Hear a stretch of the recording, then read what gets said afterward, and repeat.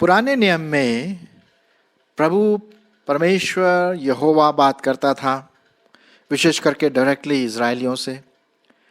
उसके बाद नए नियम में हम देखते हैं, विशेष करके मत्ती, मरकुस, लूका और यूहन्ना में प्रभु यीशु मसीह जो परमेश्वर का पुत्र है, उसने बात किया, उसने डेरा डाला, उसने अपना जो विजन था, जिस विजन के साथ प्रभु यीशु मसीह आए थे, अर्थात पापियों के लिए अपना जान देने के लिए और फिर तीसरे दिन मुर्दों में से जी उठने के लिए, उद्धार का मार्ग तैयार करने के लिए, वो हम देखते हैं नए नियम के चारों गॉस्पल्स में, चारों सुसमाचार में।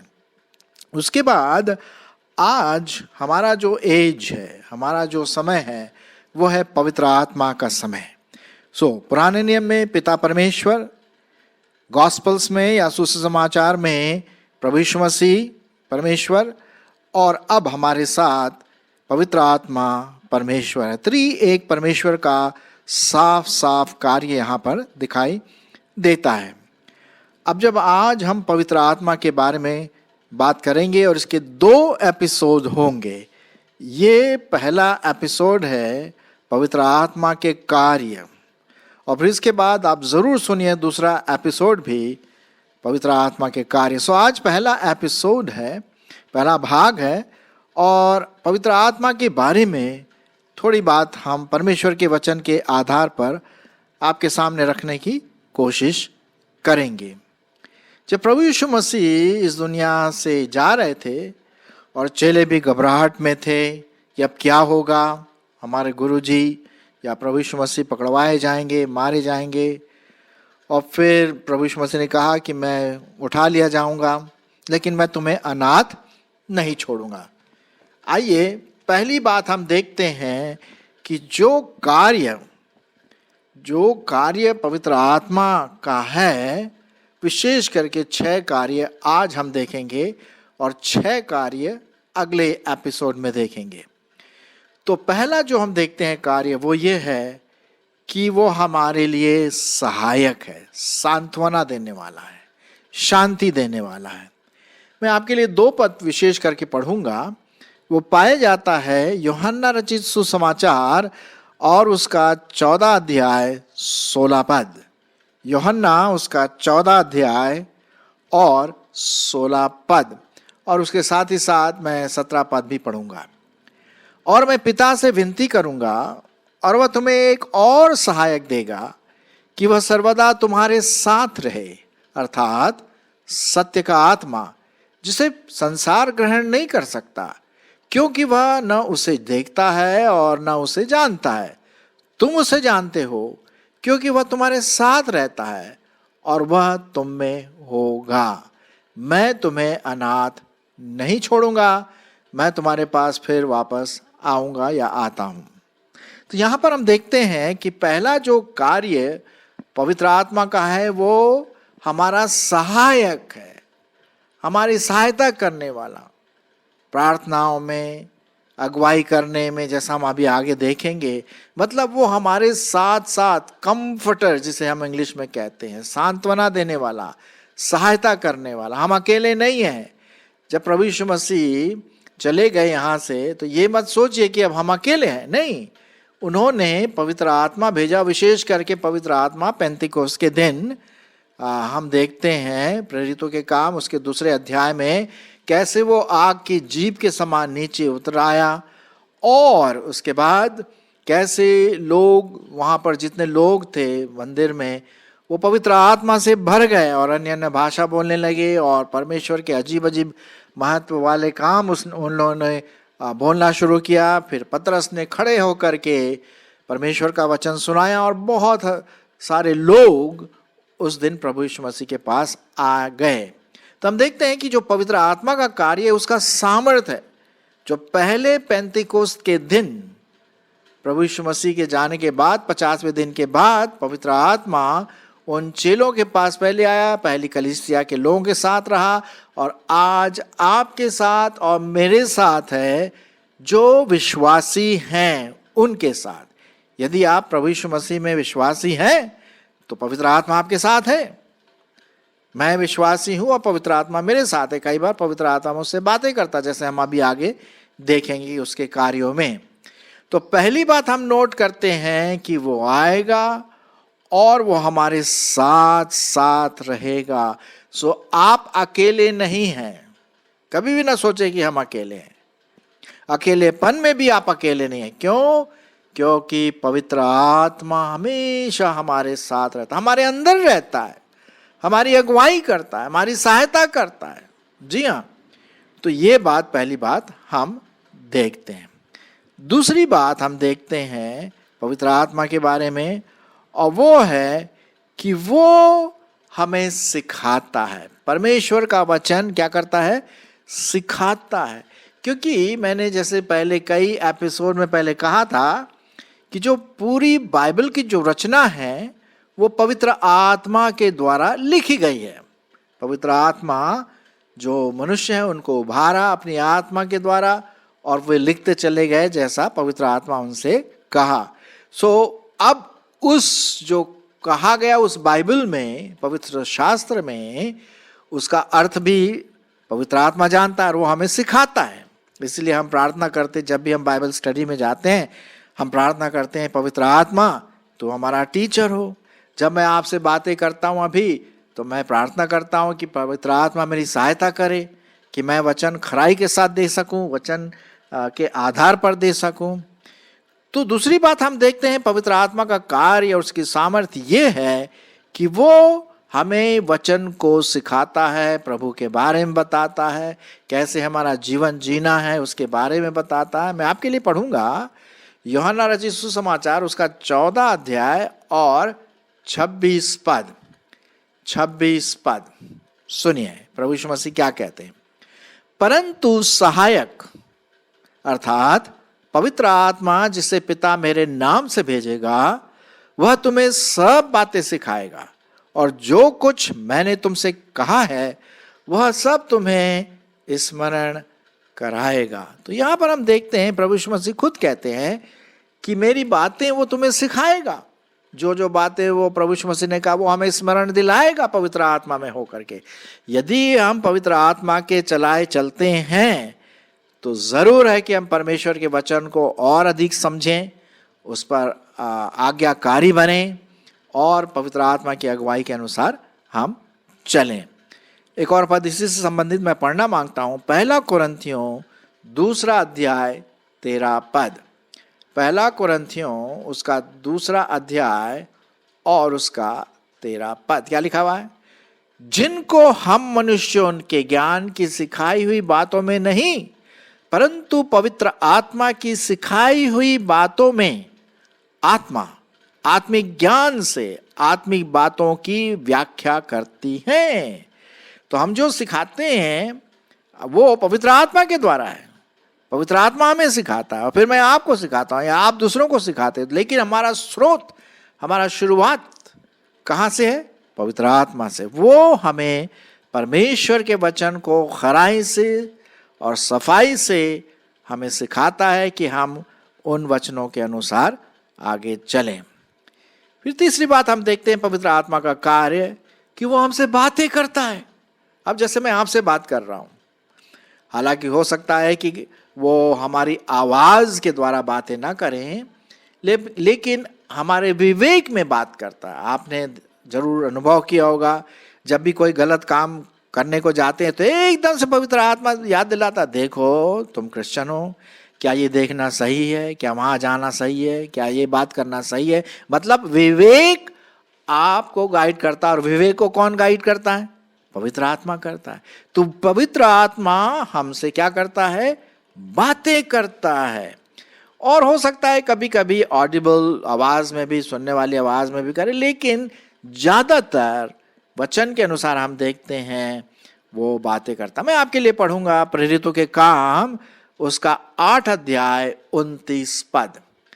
प्रेरितों के काम उसका 8 अध्याय और 29 पद। अब यहां पर क्या हुआ कि एक जा रहा था व्यक्ति राजा के समान, पुस्तक में प्रभु यीशु मसीह के बारे में पढ़ रहा था, उसको पता नहीं था कि ये किसके बारे में है। तब आत्मा ने फिलिप्पुस जो था, जो सुसमाचार का सुनाने वाला परमेश्वर का दास था, वो आत्मा ने फिलिप्पुस से कहा, क्या कहा? निकट जाकर इस रथ के साथ हो ले। आत्मा ने बात किया, वो बातें करता है। हो सकता है ऑडिबल आवाज के द्वारा किया हो, मैं नहीं जानता, लेकिन यहां लिखा हुआ है 8:29, प्रेरितों के काम 8:29 में लिखा है, तब आत्मा ने फिलिप्पुस से कहा, निकट जाकर इस रथ के साथ हो ले। और फिलिप्पुस सच में पवित्र आत्मा की आवाज को सुना और वो गया और उसने उसको परमेश्वर के बारे में बताया। एक और पद इसी से संबंधित हम पढ़ेंगे, प्रेरितों के काम उसका 13वां अध्याय, प्रेरितों के काम उसका 13वां अध्याय और 2 पद। सुनिए क्या लिखा है। जब वे उपवास सहित प्रभु की उपासना कर रहे थे तो पवित्र आत्मा ने कहा, सुनिए बातें करता है, उसका कार्य है, कहा, मेरे लिए बरनबास और शाऊल को उसके काम के लिए अलग करो जिसके लिए मैंने उन्हें बुलाया है। तो प्रियो, हम देखते हैं पवित्र आत्मा बातें करता। हमने पहले देखा पवित्र आत्मा हमारा सहायक है। दूसरी बात हमने देखा पवित्र आत्मा हमें सिखाता है, पढ़ाता है, प्रभु यीशु मसीह की बातें याद दिलाता है।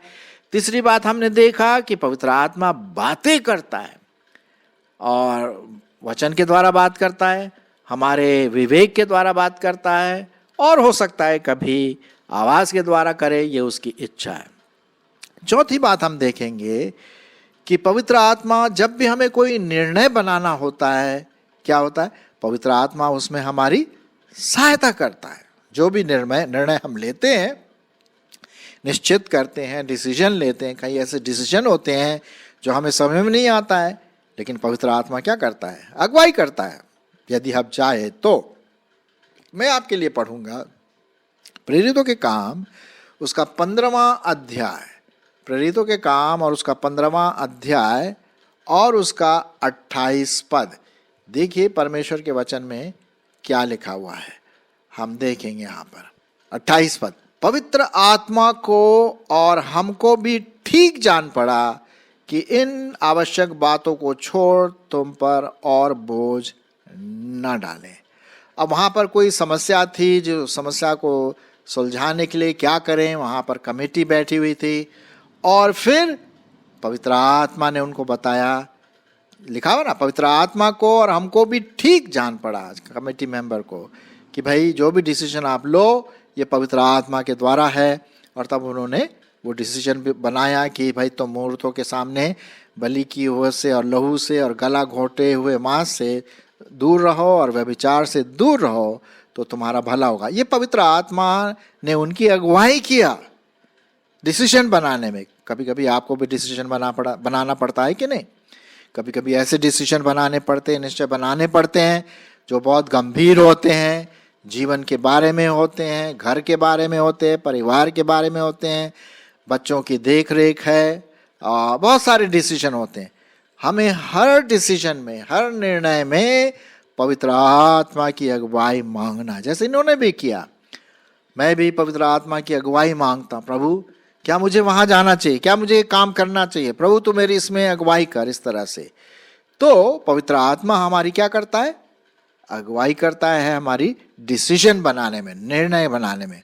और वो सबसे बढ़िया निर्णय होगा। विशेष करके जवान लोग जब विवाह करना मांगते हैं, भाई कौन सी लड़की से या कौन से लड़के से हम विवाह करें, पवित्र आत्मा की अगुवाई इसमें बहुत जरूरी है मेरे प्रियो, नहीं तो गलत हो जाएगा, कुछ प्रॉब्लम, समस्या आ जाएगी। आइए हम 5वीं बात की ओर देखें। और क्या काम पवित्र आत्मा करता है? वो है पाप से शोकित भी होता है। जी हाँ, जब मैं और आप या विश्वासी जब पाप में गिर जाते हैं तो वो दुखित होता है, शोकित होता है, उसको हर्ट होता है कि यार ये तो मेरा बंदा है, ये तो मेरा दास है, ये तो मेरी दासी है, ये पाप में कैसे गिर गया, क्यों वो शरीर की अभिलाषा में चला गया, क्यों आंखों की अभिलाषा में चला गया। हम देखते हैं कि पवित्र आत्मा एक व्यक्तित्व है। जी हाँ, वो बातें करता है, वो शोकित होता है, हमारी सहायता करता है, वो व्यक्तित्व के रूप में है पवित्र आत्मा परमेश्वर। अब मैं आपके लिए इसी से संबंधित एक पद पढ़ूंगा। वो पाया जाता है इफिसियों 4 अध्याय 30 पद। इफिसियों की पत्री उसका 4 अध्याय और 30 पद। क्या लिखा हुआ है सुनिए। परमेश्वर का वचन बड़े साफ रीति से आपके और मेरे सामने है। परमेश्वर के पवित्र आत्मा को शोकित मत करो, जिससे तुम पर छुटकारे के दिन के लिए क्या दिया है, छाप दी गई है। हाँ, तो सब प्रकार की कड़वाहट, क्रोध, प्रकोप, कलह, निंदा, बैर भाव, है ना, ये सब चीजें छोड़ दो, क्योंकि ये पवित्र आत्मा को शोकित करती है। ऐसे इस प्रकार की मानसिकता, इस प्रकार का व्यक्तित्व, इस प्रकार की कड़वाहट, पवित्र आत्मा शोकित होता है, क्योंकि वो हमारे अंदर है, हमारे व्यक्तित्व में है। वो हम जो हैं, विश्वासी जो हैं, पवित्र आत्मा का मंदिर हैं। 1 कोरिन्थियों 3:16 में लिखा हुआ है। तो हम क्या शोकित करें उसको? नहीं, गलत बातों से, पाप से हम उसको छलनी ना करें, बल्कि अच्छी बातों से उसको खुश रखें। कैसे? एक दूसरे पर कृपालु हो, करुणामय हो, एक दूसरे के पापों को क्षमा करो, जैसे कि हमारे प्रभु यीशु मसीह ने हमारे पाप को क्षमा किया। तो हम देखते हैं प्रियो कि यदि हम पाप में गिरते हैं तो पवित्र आत्मा क्या होता है, शोकित होता है। हाँ, वो उसमें वो टेम्परामेंट है, वाह, उसमें वो पाई जाती है व्यक्तित्व, वो शोकित सा हो जाता है। हमें उसको शोकित नहीं करना। अगर हम पवित्र आत्मा को शोकित करते हैं तो क्या होता है, हम परमेश्वर को शोकित कर रहे हैं। वो एक ही बात है, त्रिएक परमेश्वर की बात है यहाँ पर, है ना। तो ये बात हम देखते हैं। और अंत में हम आते हैं, पवित्र आत्मा का एक और कार्य है, और वो है वो आज्ञा देता है कि क्या करना चाहिए, कैसे जाना चाहिए। अगर हम उसकी आज्ञा का अवहेलना करें तो ये तो मसीही बात नहीं होगी। उदाहरण के लिए मैं आपके लिए पढ़ूंगा प्रेरितों के काम उसका 16वां अध्याय। प्रेरितों के काम उसका 16वां अध्याय और उसका 6 और 7 पद सुनिए। और वे फ्रूगिया और गलतिया प्रदेशों में से होकर गए, क्योंकि पवित्र आत्मा ने उन्हें आसिया में वचन सुनाने से मना किया। ये देखिए, पवित्र आत्मा उनको अगुवाई किया, आज्ञा दिया, नहीं वहां मत जाओ। आसिया जो एक छोटा सा कोई शहर था, मना किया पवित्र आत्मा ने कि वहां मत जाओ। ठीक है, तो वो क्या करता है, आज्ञा देता है, बातें करता है, अगुवाई करता है। 7वां पद, और उन्होंने मूसिया के निकट पहुंचकर बितुनिया में जाना चाहा, परंतु यीशु की आत्मा ने उन्हें जाने न दिया, रोक दिया, यहां मत जाओ। यहां पर हम देखते हैं पवित्र आत्मा की अगुवाई, और जब अगुवाई होती है तो वो आज्ञा भी देता है कि भाई कैसे चलना है, कैसे काम करना है, कहाँ वचन सुनाना है, कैसे सुनाना है। आपको पता है प्रभु यीशु मसीह ने एक बार कहा था कि जब तुम लोगों के सामने खड़े हो तो, और राजाओं के समान, बड़े पॉलिटिकल लीडर के सामने, तुम घबराना नहीं कि क्या कहेंगे। एक थरथराहट सी होती ना, भाई बड़े बड़े लोग हैं ये, नहीं, घबराने की जरूरत नहीं। भाई तुम्हारा परमेश्वर सबसे महान है, और लिखा हुआ है पवित्र आत्मा उसी समय तुम्हें अगुवाई करेगा और ये बताएगा कि क्या बोलना है। तो घबराने की क्या जरूरत है भाई, सवाल ही नहीं उठता है घबराने का, है ना। तो पवित्र आत्मा क्या करता, आज्ञा देता है, अगुवाई करता है, ताकि हम सही रूप से उसके अगुवाई में चलें और उस अगुवाई से परमेश्वर की महिमा हो सके। सो मेरे प्रियो, मेरे मित्रों, मेरे भाई बहनों, आज हमने विशेष करके इस पहले एपिसोड में 6 बातों पर ध्यान दिया पवित्र आत्मा के कार्यों के बारे में। और भी आगे बहुत कुछ है, लेकिन आगे दूसरे एपिसोड में, एपिसोड नंबर 2 में, दूसरे भाग में हम और इसके बारे में बात करेंगे। लेकिन जो 6 आज हमने बात किया वो ये है कि पवित्र आत्मा हमारा सहायक है, हमारी सहायता करता है। परेशानी में हो, लोनली हो, अकेले हो, डर हो, पवित्र आत्मा हमारा सहायक, हमारे साथ है।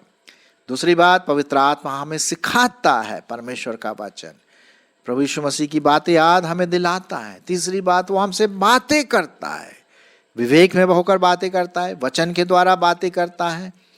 फिर चौथी बात हम देखते हैं कि वो जो भी डिसीजन हम बनाएं उसमें पवित्र आत्मा की क्या होती है, अगुवाई होती है, और वो हमारे निर्णय करने में सहायता करता है। इसीलिए हर समय जब भी आप कोई निर्णय लें तो जरूर पवित्र आत्मा की अगुवाई अपने जीवन में मांगे। फिर पवित्र आत्मा क्या होता है, शोकित भी होता है भाई, दुखित भी होता है। अगर हम गलत काम करें, गलत मन में विचार लाएं, हमारी कल्पनाएं गलत हों, द्वेष और कड़वाहट, ये क्या है, ये पवित्र आत्मा को शोकित करने वाली बात है। तो हम शोकित ना करें। और आखिर में छठवां हमने देखा कि वो आज्ञा देता है, वो अगुवाई करता है कि भाई यहाँ जाओ, वहाँ जाओ, यहाँ मत जाओ, वो गलत है।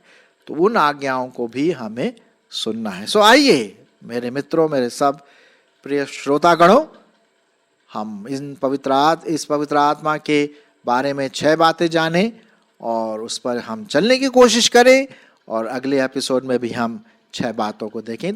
तो उसको सुनना ना भूलें।